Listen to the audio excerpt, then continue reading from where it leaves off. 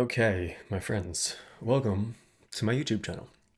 My name is Michelangelo, and today we are going to be talking about this dichotomy between Christ consciousness and Jesus Christ, and how so much of the spiritual community we have this massive flip-flop that we're going to continue to see between what is called New Age spirituality and modern Christianity. There is this reduction of Christ to just a form of consciousness and not the actual reconciliation with the historical person Jesus, with the historical person Yeshua, and how this all fits together. And this is a mystery. So I don't want you to like try and get this with your intellect. In my experience, how we actually enter into the mystery of the Christ event, or really any mystery, true spiritual initiation is not through the intellect. Our current kind of template, we have lost this archaic form or this primal form of clairvoyance that we used to have in the past. So our ancient ancestors were actually able to perceive nature spirits, to actually look out into the cosmos and feel themselves at one, feel themselves in connection to all of life, and actually perceive the impressions in their soul from these different spiritual beings and these different cosmic like hierarchies or different dimensions of existence. Whereas today we have lost that due to the crystallization and the overdevelopment, which had to happen, but the overdevelopment of the reasoning, rational intellect, which can only perceive the three dimensions. And so I share that to set up this context of we no longer have that faculty to perceive the spiritual reality directly. It's like unconscious. It's almost as if like part of our soul is actually repressed into the unconscious and we can't quite access it. However, directly. However, we can access it through feeling. And by feeling, I don't mean emotionality, that can be a component of it, but feeling this like sentience, when we can feel into something, we can intuit it. And that ability to feel and intuit bypasses our rational intellect, which usually takes up so much of our bandwidth, and we can actually receive impressions from the spiritual realm. We could receive impressions from our soul, and we can feel into the essence of something, the inner core of something. And this is how we actually come to an inner understanding of the revelation of Christ, right? This is actually what materials like the scripture are designed to do. They're designed to be an initiatory text to awaken a certain mood or a faculty of feeling so that you can have a direct experience of the Christ. And this is the new impulse that Christianity is designed to become. And this impulse is really connected to the mystery of the Holy Grail. So I'm going to pause that and we'll circle back to that. Okay, I'm going to like hit this from a few different angles. But this archaic clairvoyance, this was intact before, during, and right after the incarnation of Christ. And this faculty is part of how the mystery stream, the mystery traditions, the higher knowledge available to humanity was passed down by cultivating those faculties. Those faculties open the door to a spiritual, objective spiritual truth that is revealed, but this form of clairvoyance, it was revealed externally. So remember I said our ancient ancestors could perceive nature spirits, could perceive gods, right?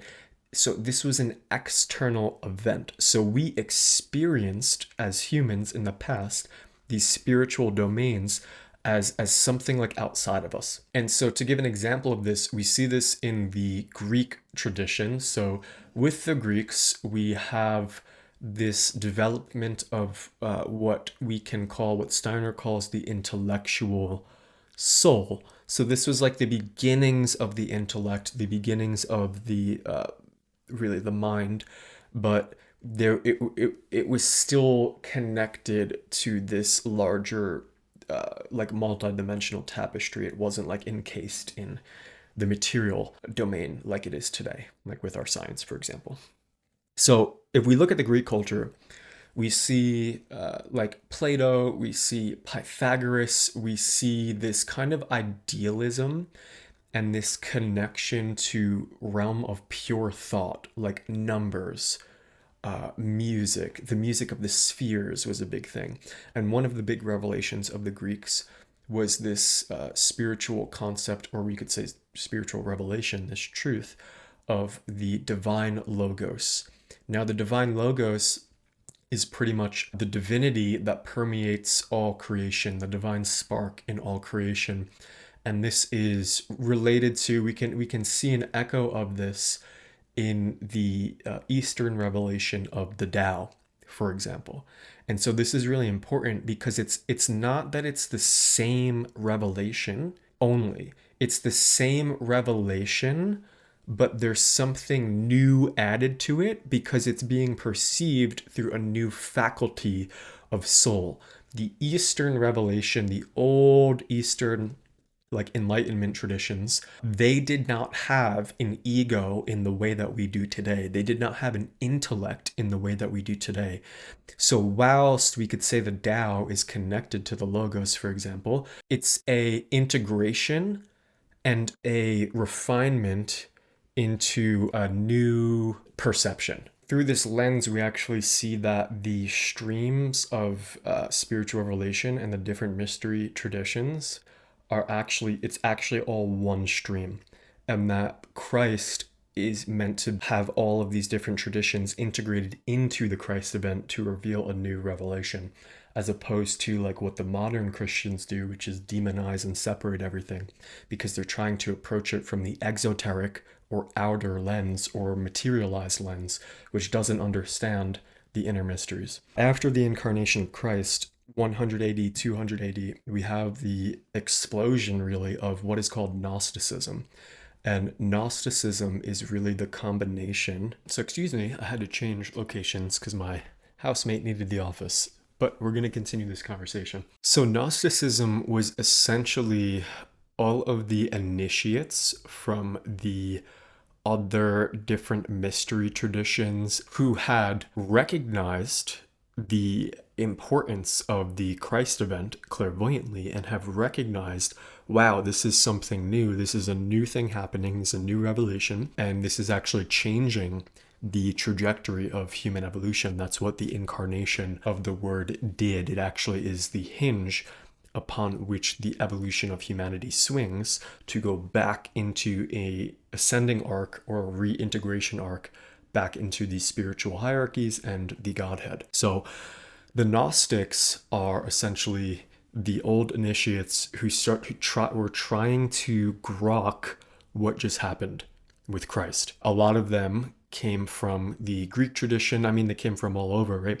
But for example, they were trying to take this concept of the Logos, and they could clairvoyantly see a kind of universal principle in Gnosticism. It's split into there's like hundreds of different schools of Gnostic thought, and many of them kind of went off the rails. There are many Gnostic beliefs, for example, like the demiurge, and that the material dimension is evil, that I do not agree with, and that I think are pretty distorted.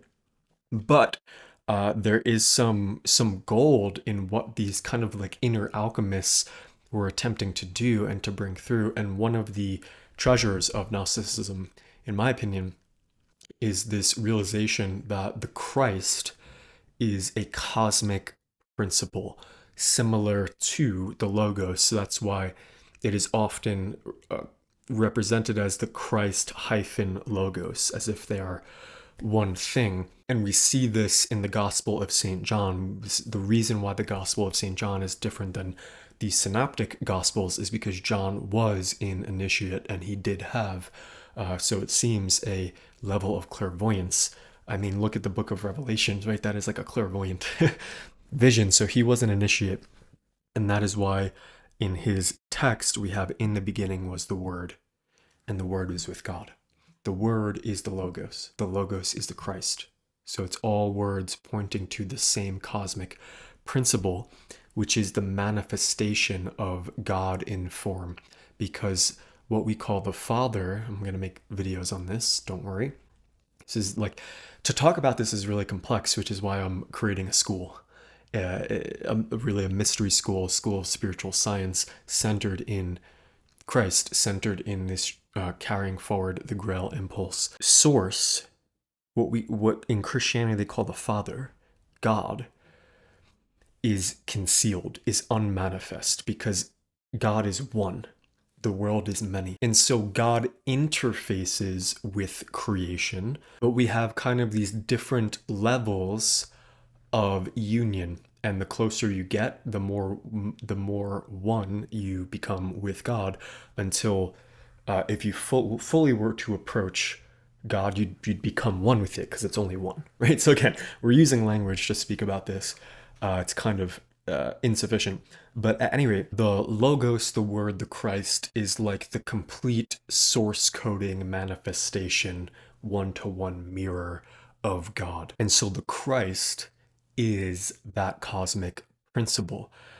Now, again, this is where like modern spiritual people kind of reduce it to just that, or like, oh, it's just a state of Christ consciousness. It's yes, that, and that the Christ is accessed within your own soul. Yes, 100%. And it's a yes, and it's a yes to that. And how do we reconcile that with the fact, the mystical fact that was clairvoyantly perceived by the Gnostics, for example, and other people, by Jesus's closest disciples, for example? Not everyone saw him as the Christ. Isn't that interesting? How do we reconcile that with the fact that the Word, the Logos, the Christ, incarnated into a human person? And what does that mean? So now we have the whole stream of the mystery traditions, in essence, being embodied in a human. How does that change things? What does that mean? So we have this whole, we have to reconcile with Yeshua, the historical person. It's not just, oh, he was just another person awakening us to the, no, it's like there was an event that happened that never happened before that and has not happened since. And so the Gnostics saw that and were trying to piece this together. And that's why they fragmented into so many different schools, because what we're dealing with is an entirely new revelation and a new mystery. So I'm not going to seek to, in this video, give any like exclusive answers or like this is what it is, but I'm just trying to paint the picture that it's not an either or. It's not Christ consciousness or Yeshua. It's not Christ consciousness or Jesus Christ. It's both and. And how do we actually interweave and intermingle the two? That is the work of the Grail. That is what we call the Grail impulse. And this is a whole different conversation, but I'm just like planting some seeds here. This mystery was kind of hidden away, because what we saw after Gnosticism was this increase in heresy, and this increase in people, oh, I think I have the right way and this is what it is, and forming doctrine. So we have the external church getting stronger and stronger, and then we have the beginning of like, you know, essentially Inquisition and killing people who have different beliefs than you and all of this crazy stuff. And at the same time, mind you, again, we have the increase of that rational reasoning intellect and that kind of more crystallized, materialized thought happening as well. And so as that was happening, the inner mysteries kind of got relegated to the shadows. And what we had was, as that decreased, we had the increase of doctrine in the church, which I'm not going to cast as totally wrong, bad, or evil. Some horrible things have been done in the name of God, of course. But even in the exoteric tradition, there are still pathways into the inner mysteries. It went underground. And so we had this kind of dark ages, and then we had little spurts, right? We have like the Renaissance, the Enlightenment, the Knights Templar. We have the Arthurian legends, and really, with the Arthurian legends, we have this resurgence in the collective consciousness, this resurgence of the esoteric stream of Christianity, of the inner mysteries, and the esoteric stream of Christianity. Again, it's a recapitulation of all the other mystery streams, which is really beautiful because you don't have to kill other people. We don't have to demonize the pagan traditions and the pagan faith. For example, it's actually integrated into the Grail mysteries. And so this is where we see people and sects, sects, that's what I mean when I say that. Groups of people, like the Cathars, for example, in the south of France, which I think was around the 1300s. So we had the Cathars who were bringing back the inner mystery traditions and this inner stream of Christianity. I've actually been to the land there, which was really, really powerful in the south of France. So we have like the Montsegur area, which there's definitely some deep codes there, and a really interesting prophecy from the Cathars. They were all burned at the stake. Literally, they were destroyed by the church. And I can like even feel that in my heart as I say it. And so we have this eradication really of the feminine mode of consciousness. So that's what the mystery traditions were. They were the feminine mode of consciousness, which is more like the right hemisphere symbol, sign, the unconscious, dreams, like this more, that is the connection to that archaic clairvoyance that I was talking about, that these different, for example, pagan and folk traditions were stewarding, the Druidic traditions, the Celts, for example. And so all of those peoples were being wiped out as the intellectual doctrine left hemisphere was taking hold, and still kind of has that grip today in some ways. But the interesting bit about the Cathars is that as they were burned, they prophesied that in 700 years they would return, and there would be a resurgence of the true impulse of the Christ and the inner mysteries that they were stewarding. And they were really powerful people. They were great healers. They had really powerful spiritual abilities that were healing. You know, I'm not talking about like dissociative, like spiritual psychosis. I'm talking about like, miraculous healing and bringing forth the presence of God to people, and doing signs and wonders. Really, maybe we could view them as like reminiscent of the Essenes, the ancient Essenes, which Yeshua is also connected to as well. Interesting how 700 years later would be now. I believe it was 2021 was actually the 700-year mark, which is really powerful. So we're living in this time, we're seeing this increase, like the light is shining on darkness, like all this crazy stuff happening, revealing kind of the dark underbelly of the system that has been set up on Earth. But at the same time, we have this awakening of the light. We actually have this awakening, this reinvigoration of the Christ impulse on Earth. And that is what I want this community to serve. That's what this community, that's what this channel, everything I do is in service to bring us together, those of us who are called to the Grail. And I'm not talking about this dissociated, like, spiritual, like fly off into the ethers. I'm talking about like really coming deeper into our bodies to unify ourselves with the Christic impulse, which really is the restoration of the human being into wholeness. That's what it is. It's the restoration into wholeness, the reintegration of our soul that has, part of it has been unconscious. It's as if there's like this deadness in our body due to this materialization, and that's attempting to be replaced by technology. So we have this whole kind of Ahrimanic impulse, which is the spirit of materialism, working through technology, working through AI, that's attempting to essentially replace the soul. And the counterforce to all of this is the Christic impulse, but it's not the outward facing church in my view. That's not it, because that is so distorted and hijacked too. And cannot stand behind a system that has eradicated and committed genocide on so many people for so many years. It's just not something that I resonate with. It's not something I can stand with in integrity.